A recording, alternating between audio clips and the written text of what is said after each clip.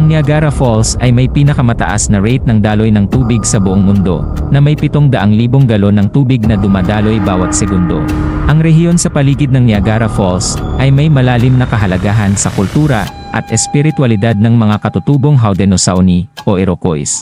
Ayon sa mga lokal na alamat, ang falls ay nilikha ng dakilang espiritu, at pinaniniwalaan na ang mga tubig nito ay may kakayahang maglinis at magpagaling.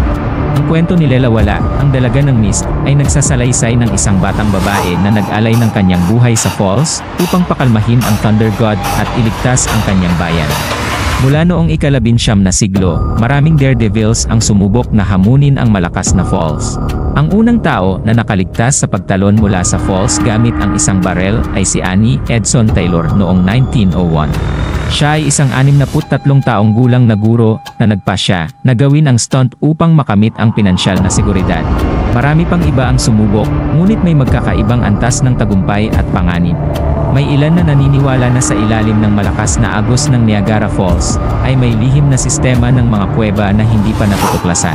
Ayon sa mga alamat, ang mga kuweba na ito ay ginamit ng mga unang eksplorador at maging ng mga pirata bilang mga taguan ng yaman. Ang Cave of the Winds ay nagbibigay ng pagkakataon sa mga bisita na makita ang rocky underworld ng falls. Ngunit may mga lokal na alamat na nagsasabing may mas malalim at hindi pa natutuklasang mga kuweba na matatagpuan pa sa ilalim ng lupa. May mga nagsasabing nakakita sila ng mga lihim na waterfalls sa loob ng mga kuwebang ito o nakarinig ng mga bulong na itinuturing na mula sa mga espiritu. Isa pang misteryo na umiikot sa Niagara Falls ay ang paminsan-minsan na paglitaw ng mga kakaibang liwanag at pagbabago sa oras. May mga bisita na nag-uulat ng kakaibang pakiramdam na parang mabilis o mabagal ang pagdaloy ng oras kapag malapit sa falls.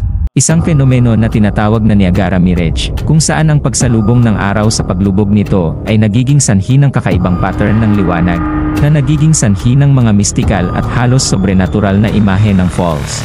Ang ilang mga mistik at mga tagahanga ay nagsasabing ang mga ito ay mga senyales ng isang nakatagong supernatural na puwersa na pumapalibot sa falls, na maaaring konektado sa sinaunang kapangyarihan ng ilog. Kilalang-kilala rin ang Niagara Falls na mag-freeze tuwing mga malamig na taglamig. Bagamat patuloy na dumadaloy ang tubig sa ilalim, ang yelo ay nagiging isang kamangha-manghang tanawin. Ang pinakakapansin-pansin na pagyelo ay nangyari noong 1848 nang ang isang ice jam ay huminto sa daloy ng tubig sa ilang oras, kaya't nagkaroon ng pagkakataon ang mga tao na maglakad sa river.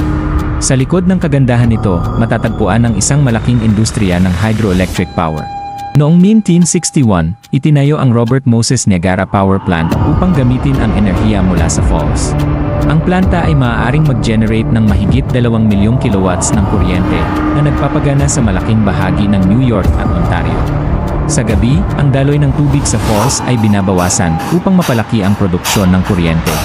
Ang Niagara Falls ay may isang hindi pangkaraniwang kasaysayan ng mga misteryosong pagkawala o pagtigil ng daloy ng tubig.